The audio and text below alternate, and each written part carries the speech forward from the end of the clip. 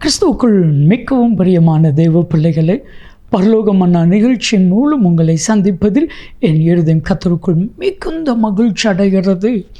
இன்றைய பரலோக மன்னா, இதோ புதிய காரியத்தை செய்கிறேன்.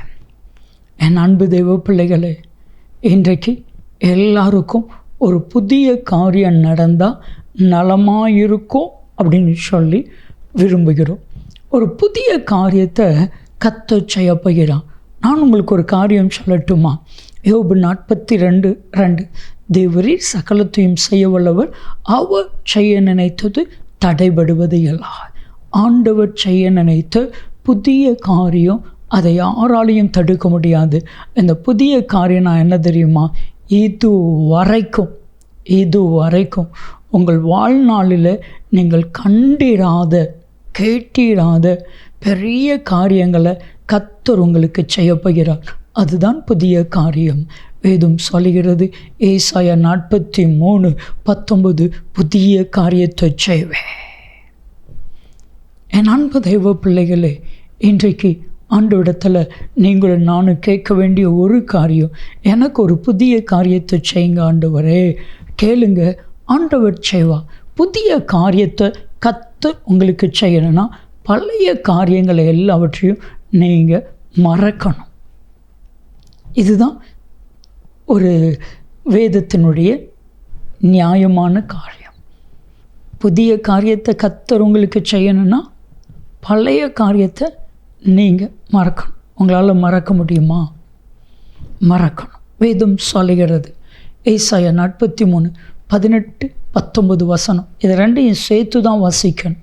முந்தினவைகளை நினைக்க வேண்டாம், பூர்வமானவைகளை சிந்திக்க வேண்டாம்.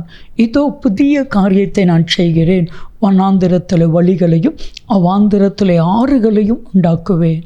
இதுதான் எதெல்லாம் நடக்காதோ அதுதான் புதிய காரியங்கள். வனாந்திரத்தில் வழிகள் நடக்கிற காரியமா? இல்லை. அவாந்திரத்தில் ஆறுகள் நடக்கிற காரியமா? இல்லை. இந்த ரெண்டு காரியத்தை யோசித்து பாருங்கள். அதே போல் உங்கள் வாழ்க்கையில் வனாந்தரமாக இருக்கிற உங்கள் வாழ்க்கையில் ஒரு வழியை கர்த்தர் ஏற்படுத்தி கொடுக்க போகிறார். அதுதான் புதிய காரியங்கள். பிரச்சனையிலிருந்து ஒரு வழி கிடைக்க போகிறது. பாடுகளிலிருந்து உங்களுக்கு ஒரு வழியை கர்த்தர் கொடுக்க போகிறான். இன்றைக்கி நிறைய பேருக்கு வழி தெரியாமல் என்ன செய்வதுன்னு சொல்லி தெரியாமல் நம்ம வாழ்ந்து கொண்டிருக்கிறோம்.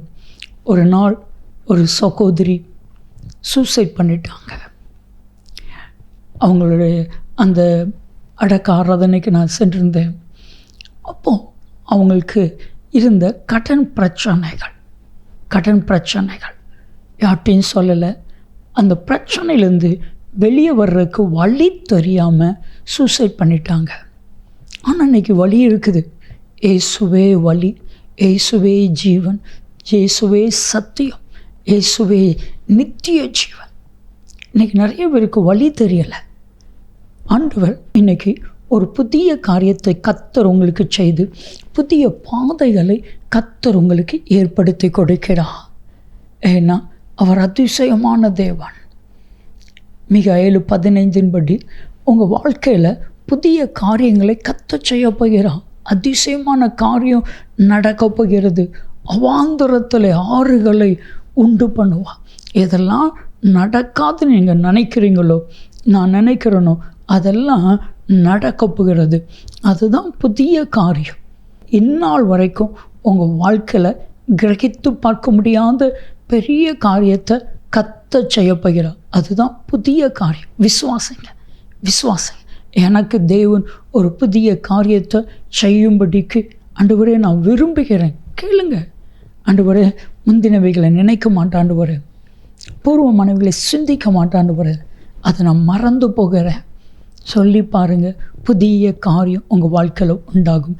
செபிக்கலாமா? அன்பின் தகப்பனே, உடைய பிள்ளைகளுக்கு புதிய காரியத்தை செய்வீராக. பழையவைகள் எல்லாம் ஒளிந்து போகட்டும், எல்லாம் புதிதாகட்டும். இயேசு கிறிஸ்துவின் நாமத்தில் செபிக்கிறோம் ஜீவனுள்ள பிதாவே, ஆமென், ஆமென். புதிய காரியத்தை கர்த்தர் செய்வா. நன்மையும் கிருபையும் ஆசீர்வாதங்களும் நிச்சயமாய் உங்களை தொடரும்.